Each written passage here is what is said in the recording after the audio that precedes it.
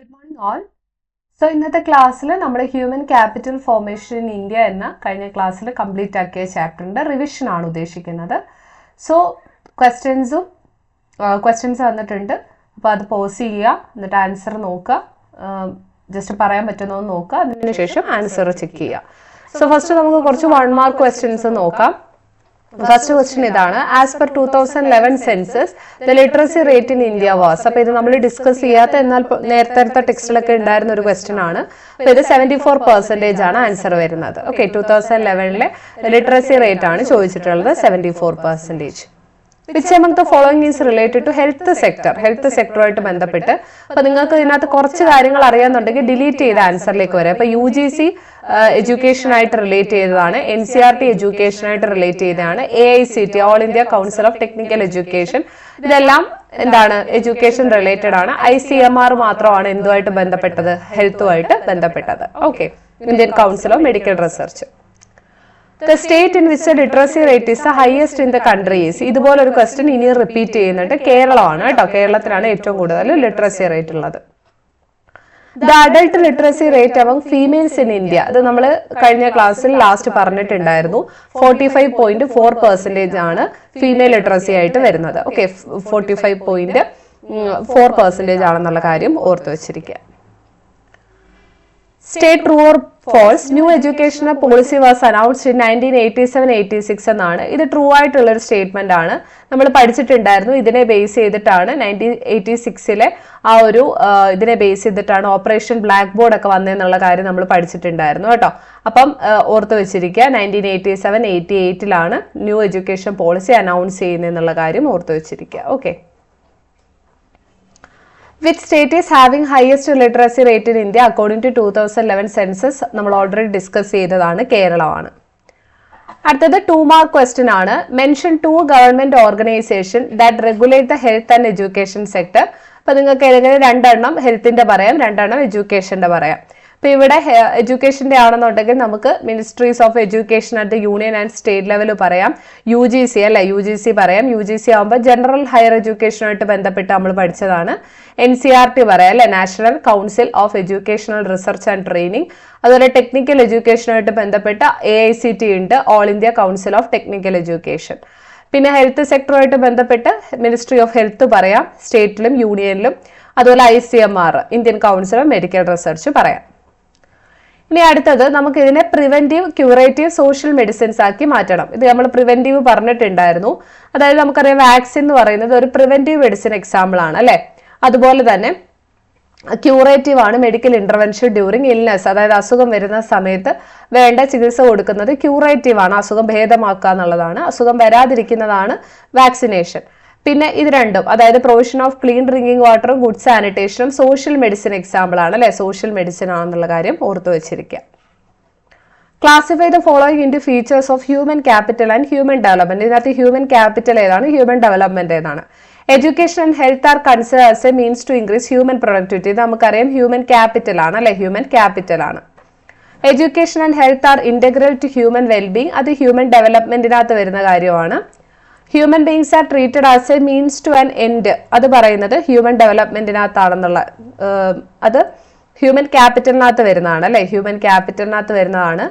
അതുപോലെ ലാസ്റ്റത്തത് human beings are treated as ends in themselves എന്ന് പറയുന്നത് ഹ്യൂമൻ ഡെവലപ്മെന്റിനകത്ത് വരുന്നതാണ്. അപ്പൊ ഇങ്ങനത്തെ ഉള്ള ക്വസ്റ്റ്യൻസ് ചോദിക്കും, ടെക്സ്റ്റ് ബേസ്ഡ് ആണ്.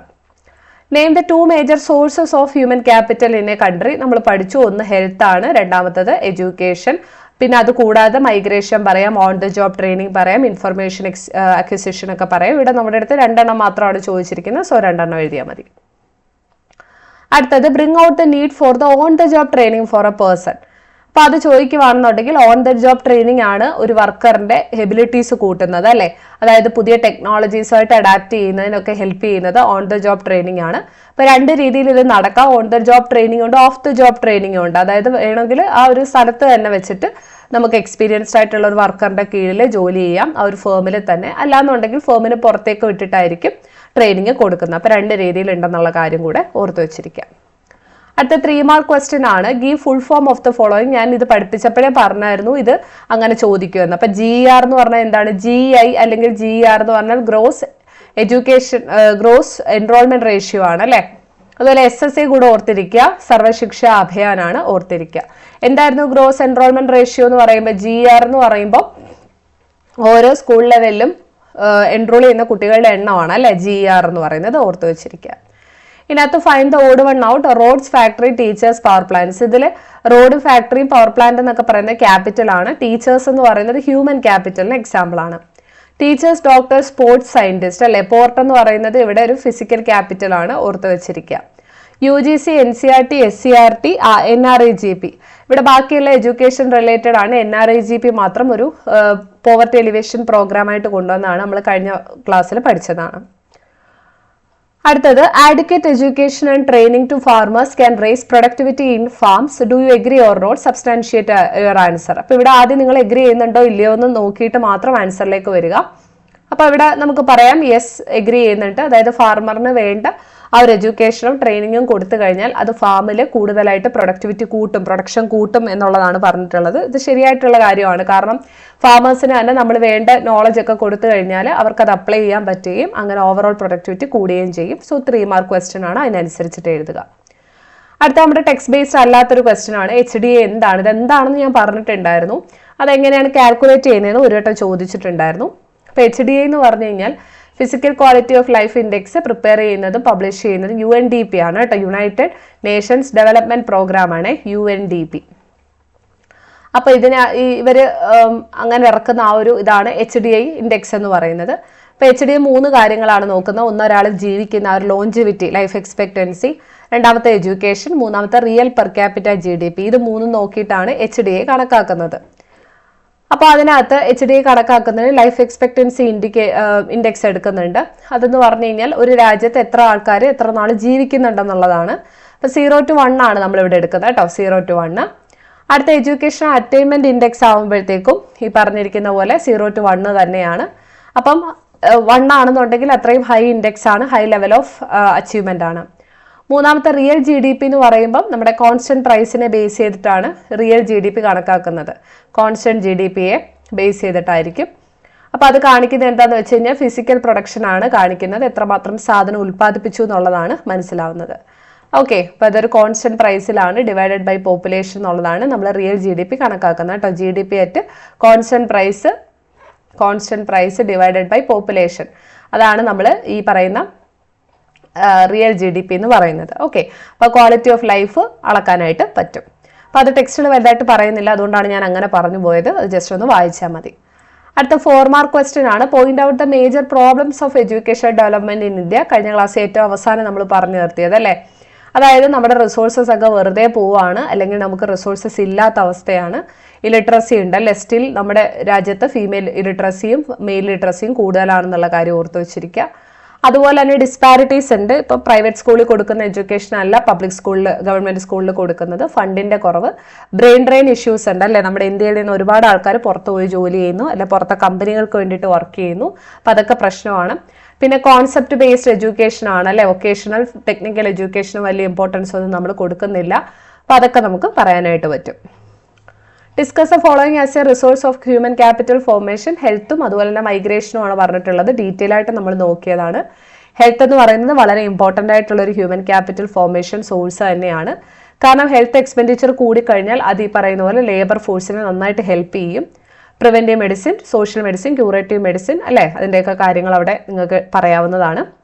അപ്പോൾ എഫിഷ്യൻസി കൂട്ടാൻ, ഒരു ഹ്യൂമൻ ക്യാപിറ്റലിൻ്റെ എഫിഷ്യൻസി കൂട്ടാൻ ഇത് വളരെ ഇമ്പോർട്ടൻ്റ് ആണെന്നുള്ള കാര്യം പറയാം. മൈഗ്രേഷൻ, നമ്മൾ ഫസ്റ്റ് ഓഫ് ഓൾ മൈഗ്രേഷൻ്റെ ക്വസ്റ്റ്യൻ വരുമ്പോൾ എന്താണ് മൈഗ്രേഷൻ വെച്ച് തന്നെ സ്റ്റാർട്ട് ചെയ്യുക. ആൾക്കാർ പല കാരണങ്ങൾ കൊണ്ട് മൈഗ്രേറ്റ് ചെയ്യുന്നുണ്ട്. നമ്മുടെ ഇന്ത്യയിൽ കൂടുതലായിട്ട് നടക്കുന്നത് റൂറൽ അർബൻ മൈഗ്രേഷൻ ആണ്. എന്തിനു വേണ്ടിയിട്ടായിരുന്നു? ജോബിന് വേണ്ടിയിട്ട് അല്ലേ. ജോബിന് വേണ്ടിയിട്ട് ആൾക്കാർ റൂറൽ ഏരിയയിൽ നിന്ന് പോകുന്നുണ്ട്. അപ്പോൾ അവർക്ക് ഹയർ സാലറീസ് കിട്ടുമെന്ന് വിശ്വസിക്കുന്നു. അതുപോലെ തന്നെ എന്താണ് ഈ പറയുന്നത് പോലെ എക്സ്പെൻഡിച്ചർ ഓൺ മൈഗ്രേഷൻ എന്ന് പറയുന്നത് വളരെ ഇമ്പോർട്ടൻ്റ് ആയിട്ടുള്ളൊരു സോഴ്സ് ആണെന്നുള്ള കാര്യം ഓർത്ത് വെച്ചിരിക്കുക. അപ്പോൾ ഇത് നമ്മുടെ നോട്ടിൽ വളരെ വ്യക്തമായിട്ട് ഞാൻ കൊടുത്തിട്ടുണ്ട്, അതുകൊണ്ട് ക്വസ്റ്റ്യൻ ഞാൻ ആഡ് ചെയ്തിട്ടില്ല. ഹ്യൂമൻ ക്യാപിറ്റൽ, ഹ്യൂമൻ ഡെവലപ്മെൻറ്റ് തമ്മിലുള്ള ഒരു ഡിഫറൻസ് ആണ് ചോദിച്ചിട്ടുള്ളത്. അപ്പോൾ അതവിടെ മെൻഷൻ ചെയ്യുക. ഹ്യൂമൻ ക്യാപിറ്റൽ എന്ന് പറയുമ്പോൾ എന്താണെന്നുള്ളത് എഴുതിയിട്ട് നിങ്ങൾക്ക് ഹ്യൂമൻ ഡെവലപ്മെൻറ്റിന് അതെങ്ങനെ ഹെൽപ്പ് ചെയ്യുന്നു എന്നുള്ള കാര്യം പറയാം. ഓക്കെ, എന്താണ്ട് അടുത്ത ക്വസ്റ്റ്യൻ 5 മാർക്ക് ക്വസ്റ്റ്യൻ ആണ്. Trace a relationship between human capital അതുപോലെ എക്കണോമിക് ഗ്രോത്ത് തമ്മിലുള്ള ബന്ധമാണ്. എക്കണോമിക് ഗ്രോത്ത് എന്താണെന്ന് നമ്മൾ പറഞ്ഞു, അതായത് real national income of a country കൂടുന്നതിനെയാണ് നമ്മൾ എക്കണോമിക് ഗ്രോത്ത് എന്ന് പറയുന്നത്. അപ്പോൾ contribution of the educated person ആണ് ഏറ്റവും കൂടുതലുള്ളത് എന്നുള്ള കാര്യം നമ്മൾ പറഞ്ഞായിരുന്നു. അപ്പോൾ എഡ്യൂക്കേഷനും ഹെൽത്തും ഒക്കെ അവിടെ വളരെ ഇമ്പോർട്ടൻ്റ് ആണ് അല്ലേ. ഇപ്പോൾ ഒരു പഠിച്ച ആളെക്കാട്ടിലും ഒരു പഠിക്കാത്ത ആളെ ആയിരിക്കും കുറവ് മാത്രം എന്ത് ചെയ്യുന്നത്, എക്കോണമിയിലേക്ക് കോൺട്രിബ്യൂട്ട് ചെയ്യുന്നത്. അപ്പം നല്ല രീതിയിൽ ഹ്യൂമൻ ക്യാപിറ്റൽ കൊടുത്തു കഴിഞ്ഞാൽ അത് തീർച്ചയായിട്ടും ഒരു രാജ്യത്തിന് വികസനം മാത്രമേ കൊണ്ടുവരുള്ളൂ. ടെക്നോളജി ഉണ്ടാവും അല്ലേ. അതുപോലെ തന്നെ എഡ്യൂക്കേഷൻ നമുക്ക് വേണ്ട ചേഞ്ചസ് സൊസൈറ്റിയിൽ കൊണ്ടുവരും എന്നുള്ള കാര്യം ഓർത്തു വെച്ചിരിക്കുക. അപ്പോൾ ഹൈ ഇൻകം ഉള്ള ആൾക്കാർക്ക് മാത്രമേ ഹ്യൂമൻ ക്യാപിറ്റൽ ഉണ്ടാക്കാനായിട്ട് സാധിക്കത്തുള്ളൂ. അടുത്തൊരു നല്ല ക്വസ്റ്റ്യൻ ആണ്. The percentage of education expenditure of total government expenditure indicates the importance of education in the scheme of things before the government. Critically analyse the changes in government spending on education. അപ്പം നമുക്ക് സ്വാതന്ത്ര്യം കിട്ടുന്ന സമയത്ത് spend ചെയ്യുന്നത് പോലല്ല government ഇപ്പോൾ spend ചെയ്യുന്നത് അല്ലേ. അപ്പം നല്ലൊരു ക്വസ്റ്റ്യൻ ആണ്, നമുക്ക് കയ്യിൽ നിന്നും കൂടെ ഇട്ട് എഴുതാൻ പറ്റുന്ന ക്വസ്റ്റ്യൻ ആണ്.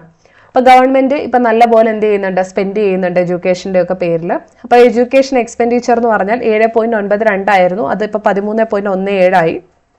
അതുപോലെ GDP-യിലുള്ള പെർസെൻറ്റേജും കൂടിയിട്ടുണ്ട്. 0.64 നിന്ന് 4.02 ഒക്കെ ആയിട്ട് കൂടുന്നുണ്ട് കേട്ടോ.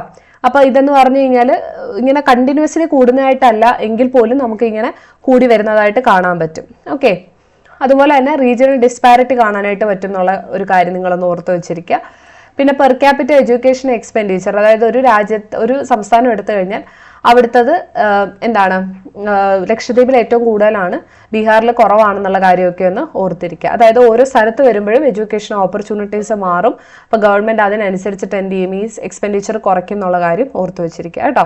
അപ്പം ഗവൺമെന്റ് മതിയായിട്ടുള്ള ആ ഒരു അറ്റൻഷൻ കൊടുക്കുന്നില്ല എന്ന് പറഞ്ഞിട്ട് വേണമെങ്കിൽ നമുക്ക് നിർത്താം. കാരണം ഈ ക്വസ്റ്റ്യൻ ക്രിട്ടിക്കനെ അനലൈസ് ചെയ്യാനാണല്ലോ.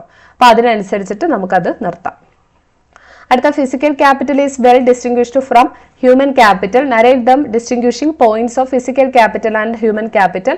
അപ്പൊ ഇത് നമ്മൾ അതുപോലെ തന്നെ കൊടുത്തിട്ടുണ്ട്, തമ്മിലുള്ള വ്യത്യാസങ്ങൾ അല്ലേ. ഇപ്പൊ ഫിസിക്കൽ ക്യാപിറ്റൽ എന്ന് പറഞ്ഞാൽ നമുക്ക് ഫീൽ ചെയ്യാൻ പറ്റുന്നതാണ്, അല്ലെ നമുക്ക് തൊട്ട് നോക്കാൻ പറ്റും. ഹ്യൂമൻ ക്യാപിറ്റൽ നമുക്ക് ഫീൽ ചെയ്യാൻ മാത്രമേ പറ്റുള്ളൂ. ഫിസിക്കൽ ക്യാപിറ്റൽ നമുക്ക് മാർക്കറ്റിൽ സോൾഡ് ചെയ്യാം, സെല്ല് ചെയ്യാം. ഹ്യൂമൻ ക്യാപിറ്റൽ പറ്റത്തില്ല. ഓണറിന്റെ കയ്യിൽ നിന്ന് ഫിസിക്കൽ ക്യാപിറ്റലിനെ നമുക്ക് സെപ്പറേറ്റ് ചെയ്യാൻ പറ്റും, ഹ്യൂമൻ ക്യാപിറ്റലിനെ അങ്ങനെ പറ്റില്ല.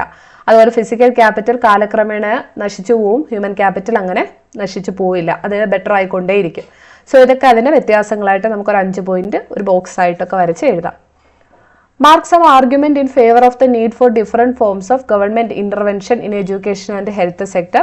അപ്പോൾ അത് നമ്മൾ ഓൾറെഡി ഈ ഒരു ഇതിനകത്ത് തന്നെ ഡിസ്കസ് ചെയ്ത ക്വസ്റ്റ്യൻ ആണ്. സോ ഇത്രയും ക്വസ്റ്റ്യൻസ് ആണ് നമുക്ക് ഇന്ന് ഡിസ്കസ് ചെയ്യാനുള്ളത്. അപ്പോൾ ഈ ഒരു ചാപ്റ്റർ നന്നായിട്ട് എല്ലാവർക്കും മനസ്സിലായി എന്ന് വിശ്വസിക്കുന്നു. അപ്പം നല്ല രീതിക്ക് തന്നെ റിവൈസ് ചെയ്യുക. അപ്പോൾ അടുത്ത ക്ലാസ്സിൽ പുതിയ ടോപ്പിക്കുമായിട്ട് കാണാം. Thank you.